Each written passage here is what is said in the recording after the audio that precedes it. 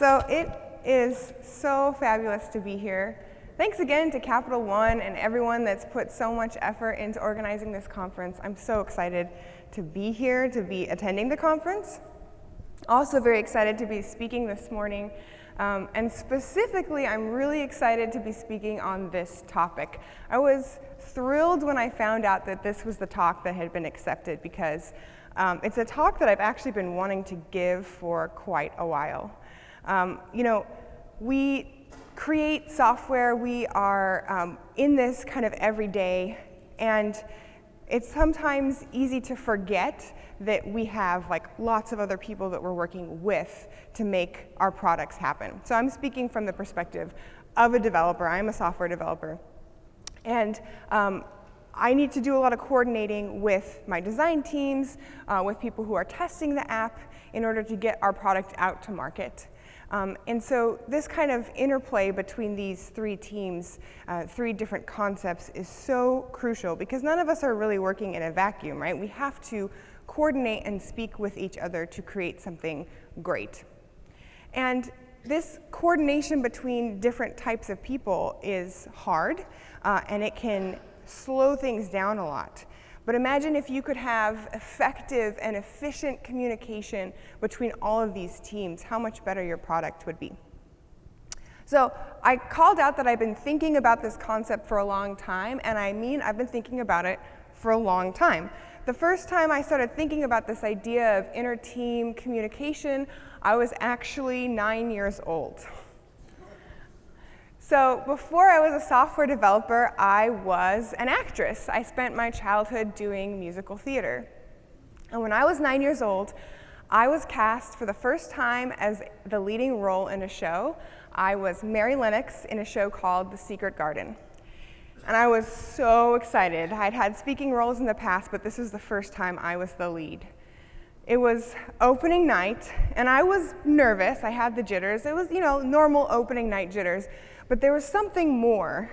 There were a couple scenes that I knew that we hadn't really practiced as much as we should have.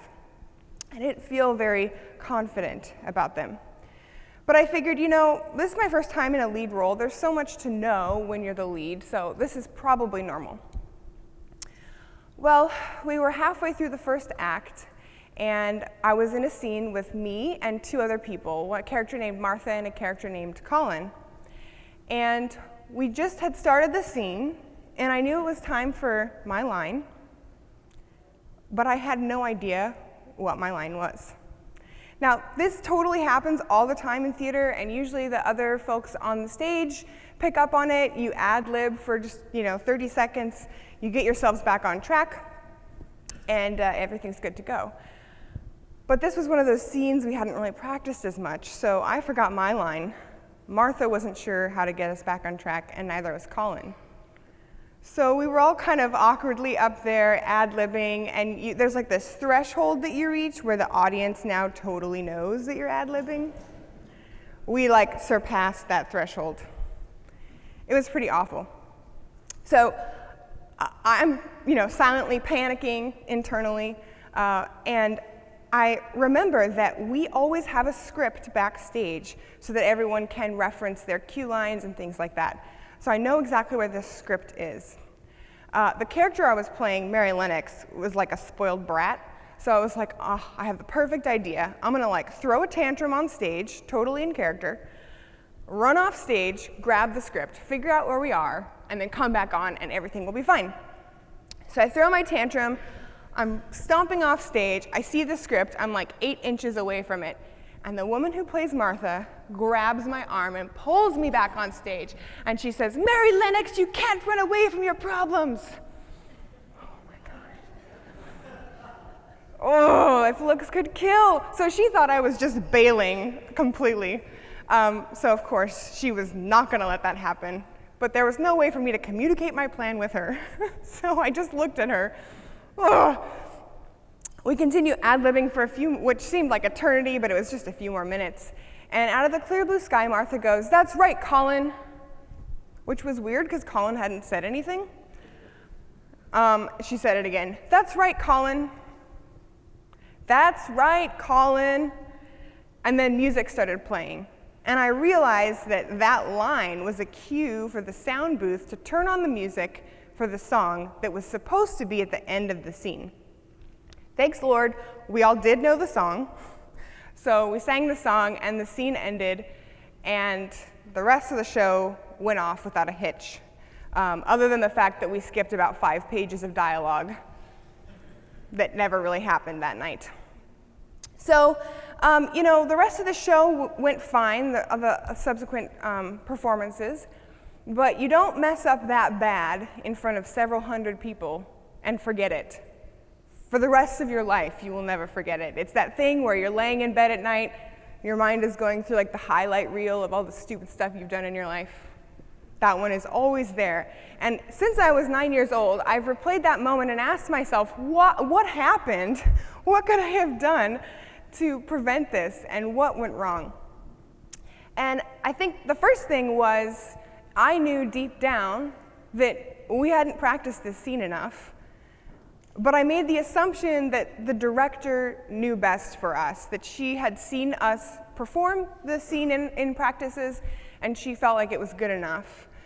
I thought that that was fine, but what I should have done is listen to my gut instinct and know that like I was seeing this from a different perspective as her. I knew for a fact that my team of co-actors, we were not ready to perform this scene live, and I should have proactively gone and asked her, or just rounded up my teammates and said, let's just run through this on our own a few times. And the other big one was Martha. She had the understanding of the sound crew, of the light crew. She knew what the cue lines were for the different pieces of the show. She wasn't just doing her job as an actor. She knew how her job overlapped with the other different teams around her. And ultimately, that was what saved us, because we were kind of drowning and we needed the help of another team so we could reach out, and she knew how to reach out. So this concept of inter-team communication and understanding where your teammates are coming from, it applies in like every aspect of life. And I've always taken this lesson with me in my work as a software developer, the crucial importance of understanding where your other teammates are coming from, where your other departments are coming from, and the importance of interacting with them in a really clear and meaningful way. Now, when we're creating software as a developer, this is kind of like a basic flow that we like to go through. Okay, I get my designs from my designer, I start my software, I finish my software, and then we launch the product. Yay! But we all know this isn't really how it goes, because once you start development, you are going to have questions for your designers. And sometimes you need to go back to them and they need to update the assets or update the mocks and send them back to you. This is like a very natural way that we do software, but it sort of can be a little bit frustrating. This small iteration, this small feedback loops are really important because we don't want to force ourselves to do waterfall development.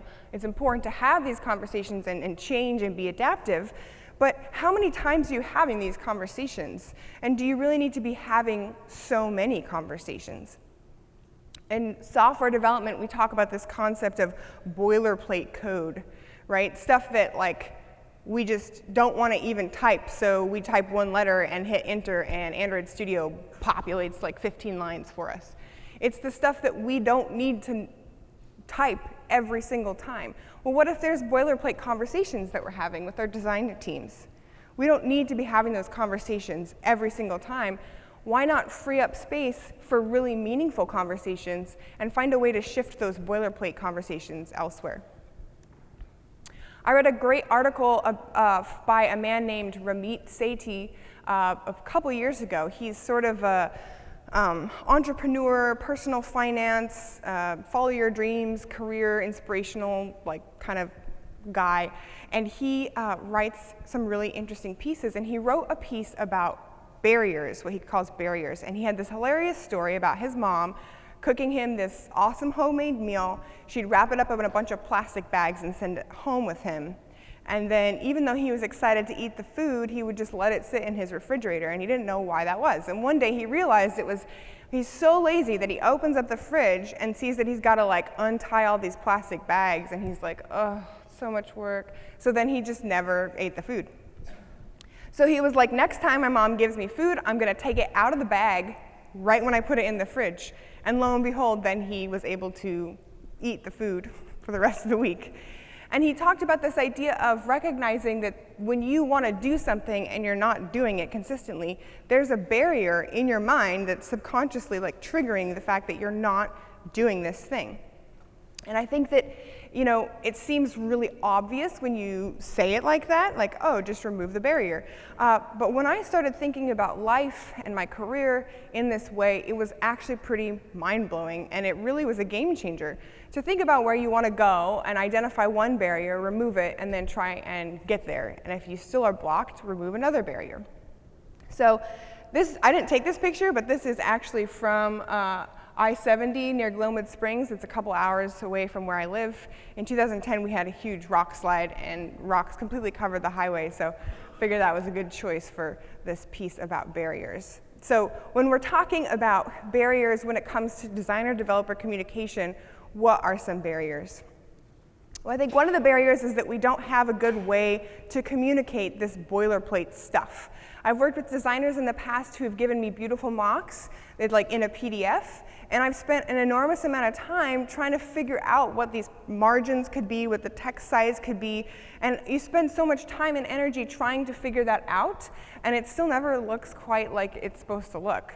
And then you ask them, and there's like a ton of back and forth, and like, oh, this in pixels. Oh, well, in Android we do DP. So like, what's the DP of this? Well, oh, I don't really know, and like, let me go look it up, and I think this one is this size. No, stop all right now. We have started using a tool that is so cool, and it takes care of a lot of this for you. It's called Zeppelin. It does cost, but I feel like it's very modest for the enormous performance lift you get for using it. Designers will create their mocks in Sketch or Photoshop or whatnot and import them into Zeppelin. And then as developers, you can access the mocks in this tool. And you can hover over any item that you want. You can click on it. You can see the size that it's supposed to be, the margins between other elements. It's phenomenal. I've also worked with designers in the past who'd given me PDFs that were completely annotated, and it was amazing. But I only ended up using about 30% of their annotations. And so that was like a huge waste of their time to do every single annotation by hand. Zeppelin takes care of all of that for you. Now, instead of reaching out to the designer and asking them, what size should this button be, and waiting for them to get back to me and having this huge, long ordeal, I can just open up Zeppelin, take a look, and see what it is. Another thing that I think is really important to eliminate these boilerplate communication things is having a style guide. So I like to think of a style guide as a contract between a design team and a development team. And the design team says, hey, 95% of what we put in the app is going to follow these guidelines. And the development team knows that in 95% of situations, they can just go look at the style guide to get the answers they need instead of reaching out to a person, having a conversation about something that should have been set as a baseline from the get-go. So a really good style guide is concise, but detailed. So that's kind of a hard mark to hit, but let me give you some examples from a style guide that I really enjoy working with. So I think this is one of the big ones, is a color palette. So I have worked in situations before where we have like 15 billion different types of green, and it's like, I don't even know why we have pretty much every shade of green being defined in our app, but for some reason we do. So here we have our two brand colors, a green, a pink, and then a set of grayscale components. And this helps to keep the designers on track to make sure that they're aligning everything with these brand guidelines. It helps keep us in track.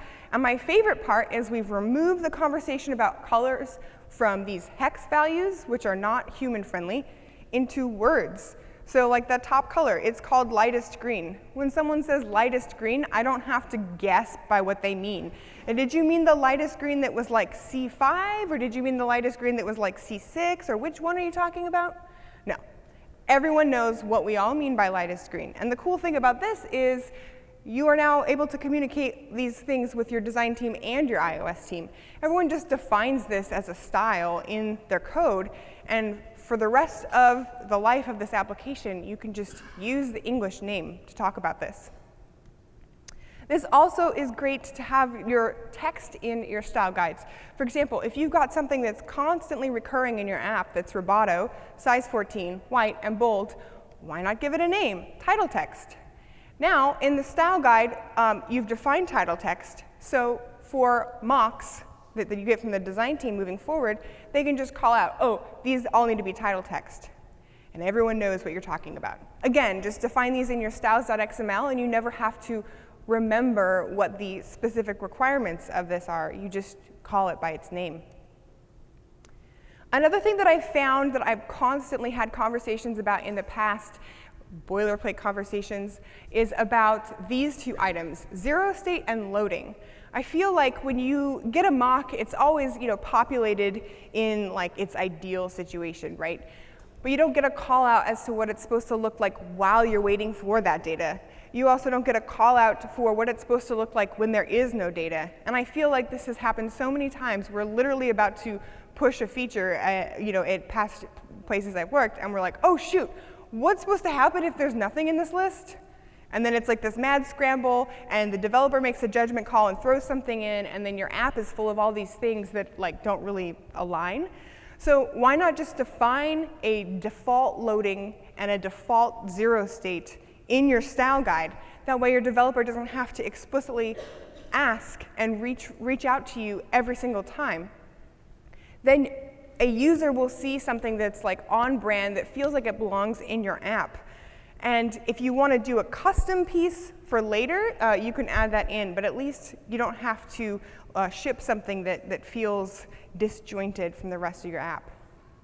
Here's another one.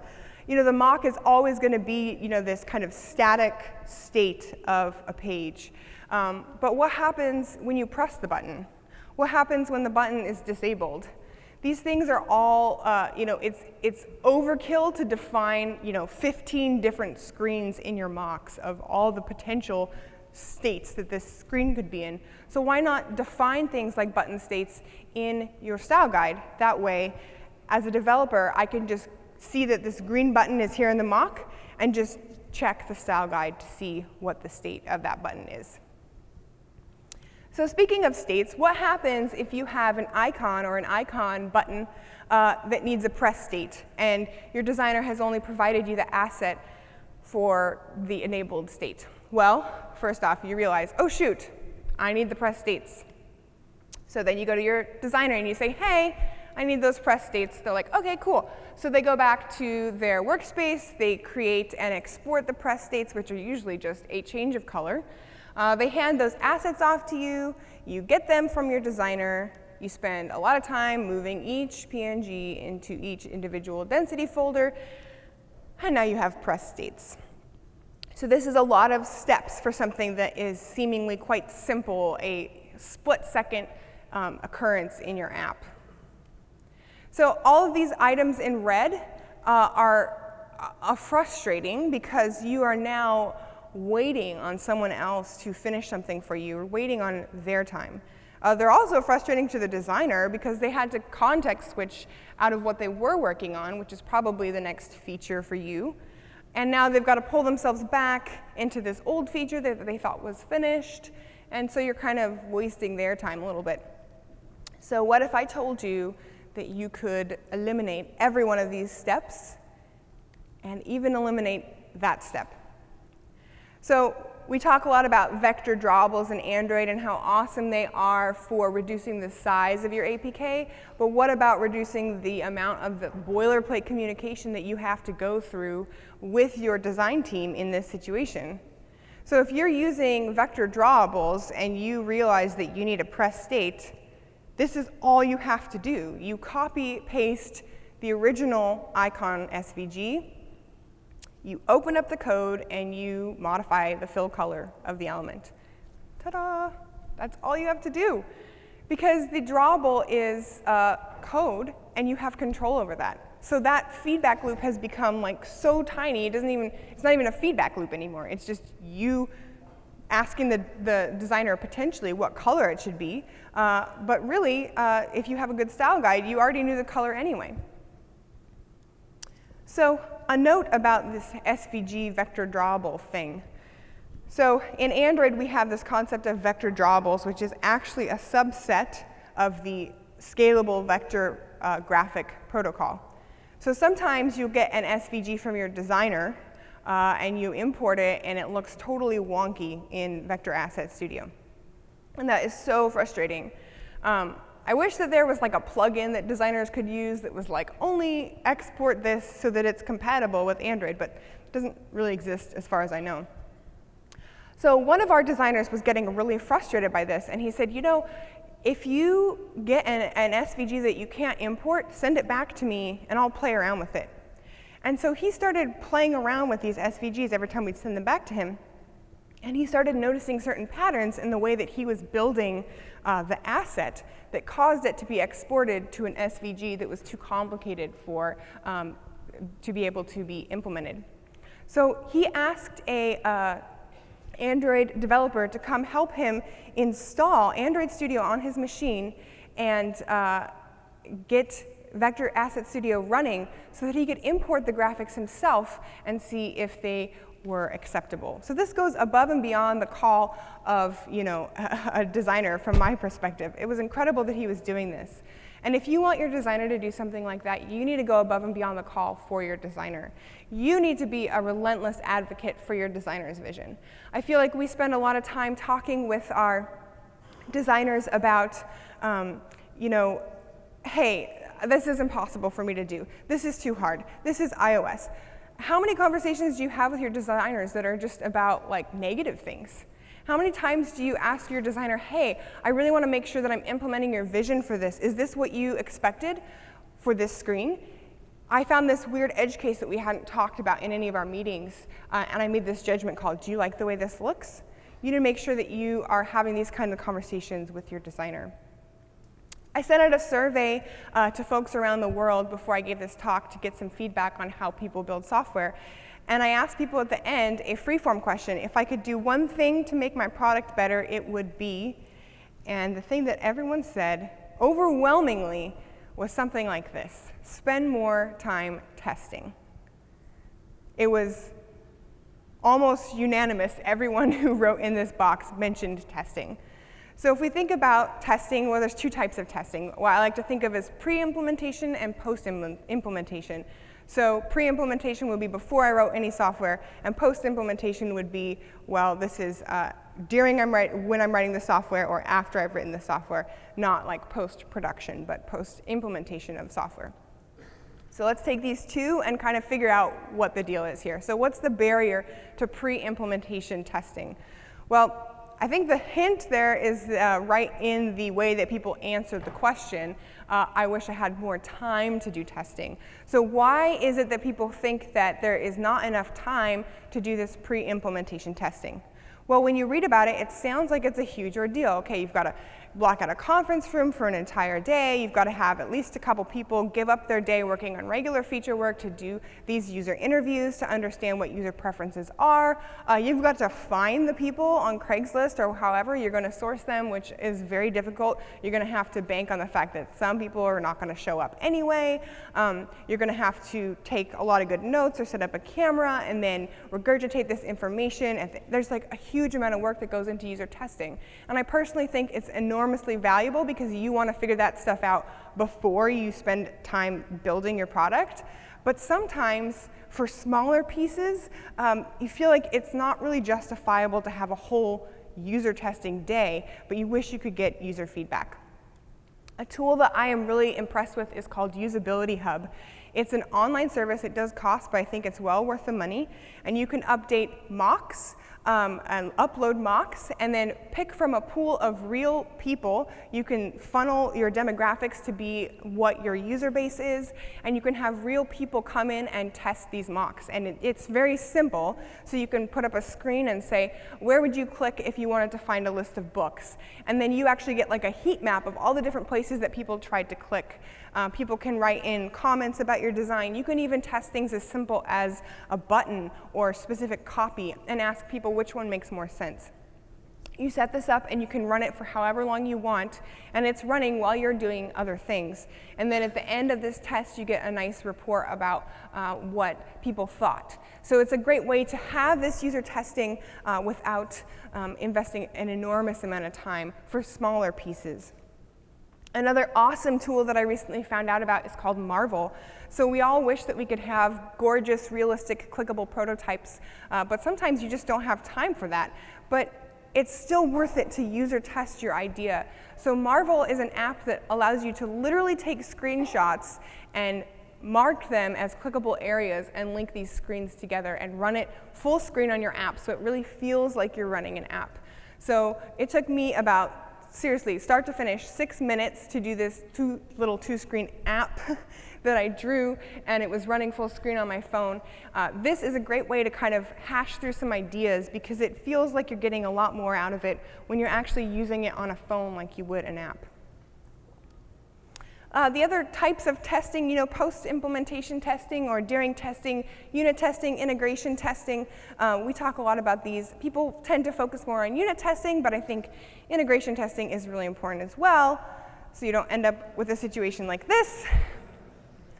Obviously, all of these unit tests were passing, but the final implementation was not passing.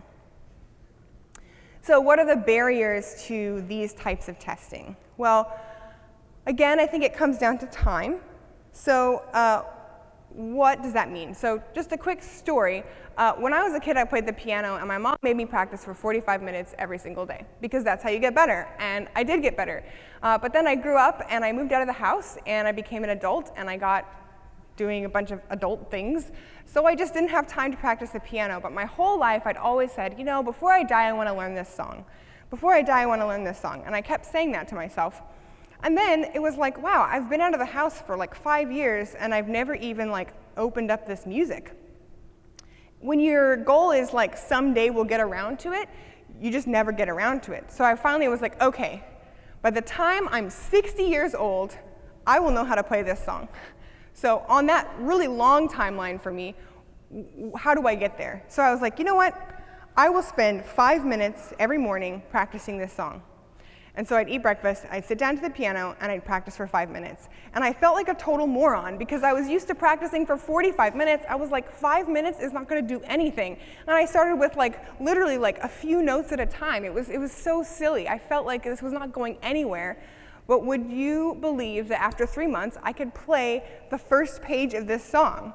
It just happened. I was totally shocked.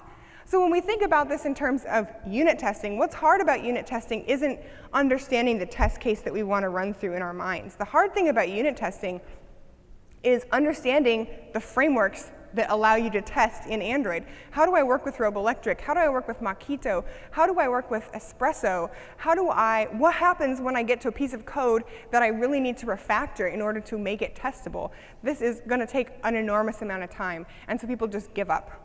So I challenge you to take a new approach to testing and not just give up before you start, but just write 1 unit test a week. And tell your team that you're going to do this, because what's going to happen is if you submit a pull request with no unit tests, everyone's like, awesome, good job, and they talk about the code that you've written. No one ever says, where are your tests?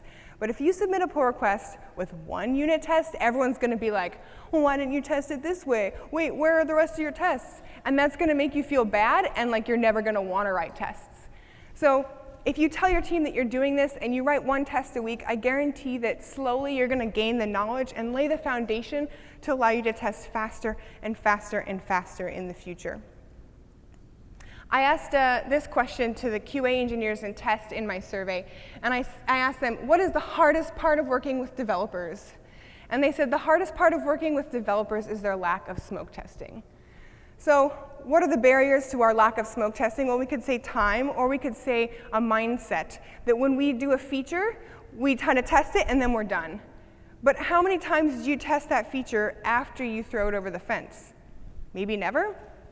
You should become the most annoying and loyal and obnoxious user of your own app. When you're waiting for the train, when you're sitting on the bus, when you're waiting for a meeting to start, next time you want to open Twitter or Snapchat or Facebook or anything else, don't do it. Open your app instead and just start being in your app.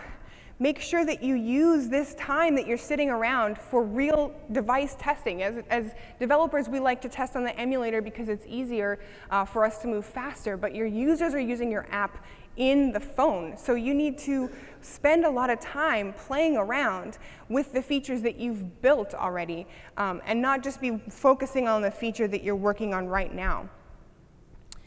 We spend a lot of time testing in the emulator, so we need to ask ourselves truly, what is an emulator good for? An emulator is good for typing things quickly. It's good for making the phone massive so you can really zoom in and make sure you're implementing the design correctly. But it's also good for testing multiple API levels. I know this. I think most of us know this. But I found an interesting phenomenon is that people have their emulator, their favorite emulator, which sounds very silly, but it's totally true. You fire up your machine, you pick the same emulator every day, and only if someone reports a bug on a lower API do you open up that emulator. So I was like, this is dumb. Why do I do this? So I started trying to find the barriers, and I was like, well, I think it's because I only have one emulator created right now in Android Studio. So I bet the barrier is that I just don't have other emulators. So I set aside some time one day. I created an emulator for each of the API levels that we support.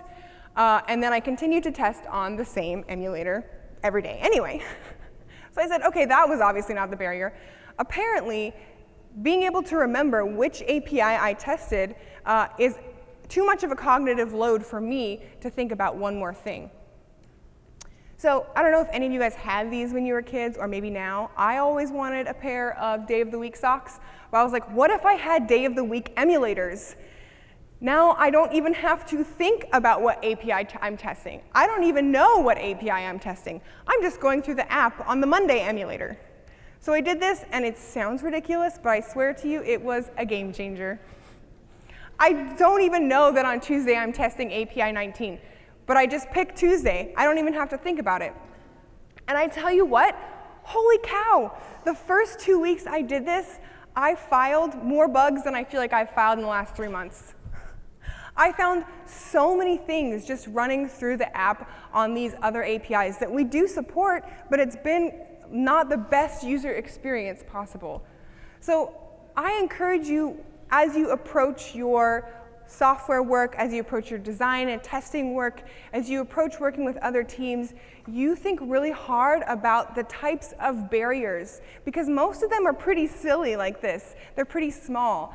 And think about the types of boilerplate conversations you might be having, and work with yourself and your teammates to find ways that you can remove these barriers so that you can have more efficient and effective conversations with your team going forward. So I hope that you know that I am so passionate about this conversation about inter-team communication, different ways that you can look at how you're building software to make it so much better. And I am so interested to hear the ideas that you all have. So please come talk to me today and tomorrow. I would love to hear what you thought about these ideas, and I'd love to hear some of your own. Thank you so much.